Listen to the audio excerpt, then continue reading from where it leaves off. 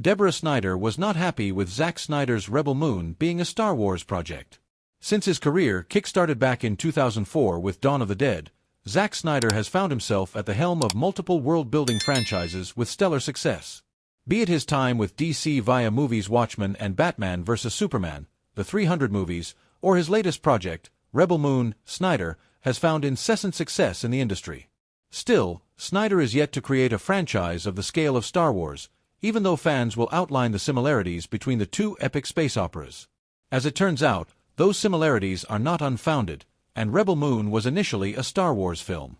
While it may be a feat of immense pride to be at the helm of a movie from the universe, Snyder's wife and production partner Deborah Snyder revealed last year how she was actually happy Rebel Moon did not become a Star Wars project.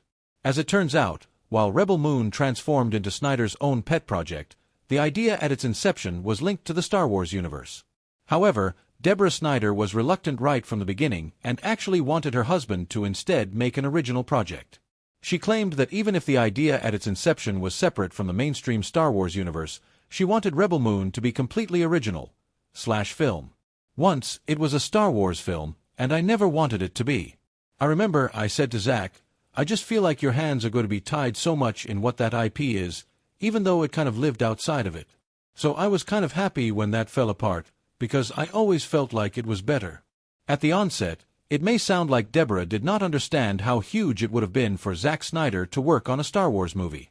However, instead, she had faith in the kind of originality and skills that her husband had honed over the years and thought that creating an original franchise was more exciting. There is little doubt that Snyder has picked up a diverse skill set since his debut in the industry.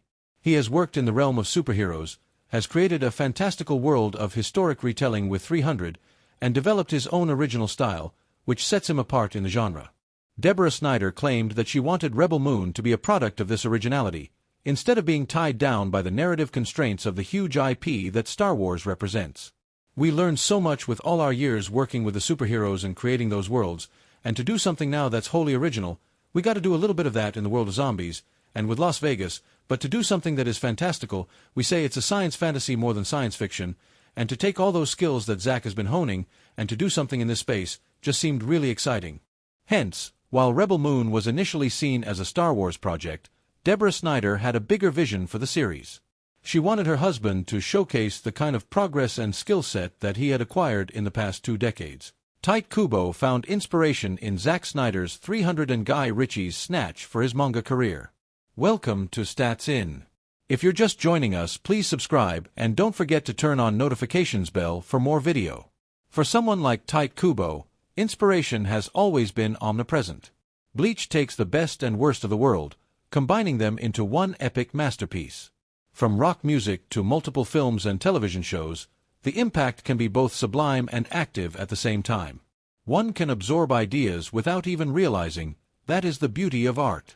Kubo has always been open to the new and popular, indulging himself not just in the most hyped songs but also in movies. While there are many manga and anime that inspire mangakas throughout the world, for Kubo, the case was different. He found himself captivated by not just Zack Snyder's work but also Guy Ritchie's. Both of them became huge influences for Kubo later in life. During an interview, via Tumblr, Tite Kubo talked about all the different places he found inspiration in. From rock music to the thrill of different mangas such as Yu Yu Hakusho and Saint Seiya, the mangaka has always been open to new and fresh ideas. Amongst them all, Hollywood also had its contribution in impacting Kubo's work. In fact, it was Brad Pitt and Gerard Butler's films that played such a huge role in his works.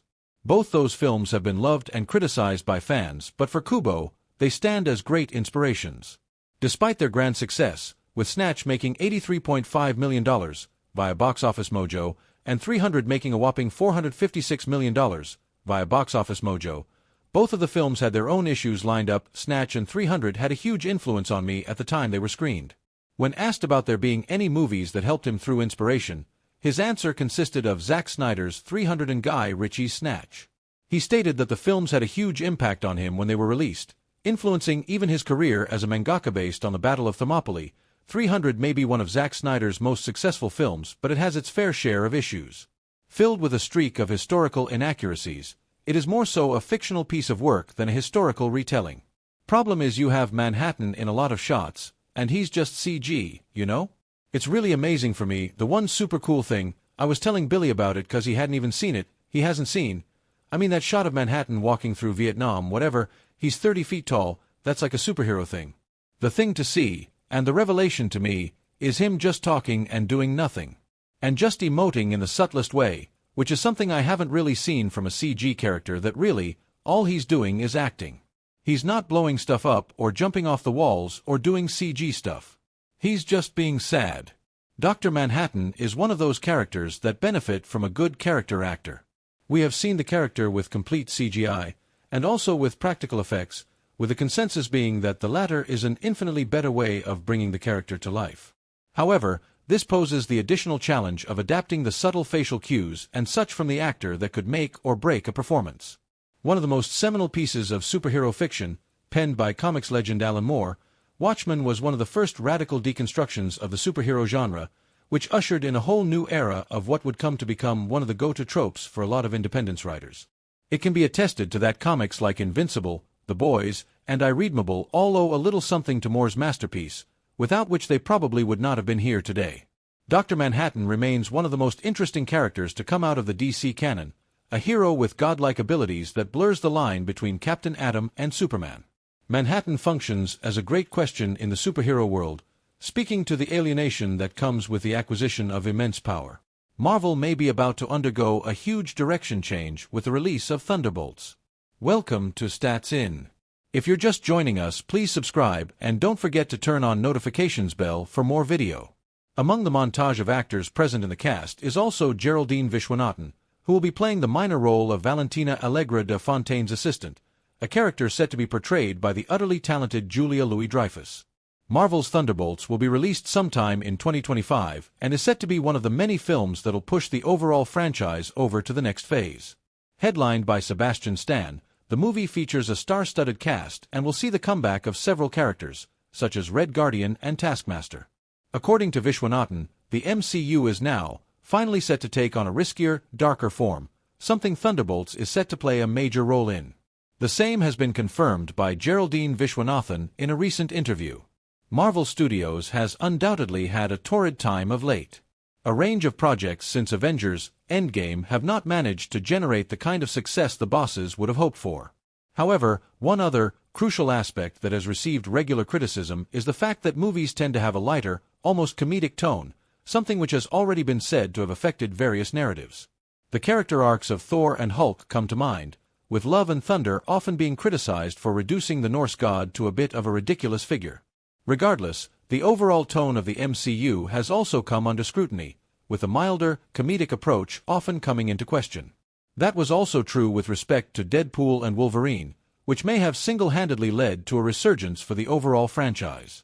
However, if anything, the Ryan Reynolds and Hugh Jackman star was the biggest laugh riot that the MCU has released in recent years, although only a few fans will be seen complaining about it. However, it seems as if Kevin Feige and company are set to undergo a huge change in direction. Fans might want to get ready for a newer, grittier, and darker MCU, if Geraldine Viswanathan's comments are anything to go by. It seems as if the MCU is set to enter a darker phase. Gone will be the days when superheroes came out firing, also with hilarious quips and fourth-wall-breaking comments. While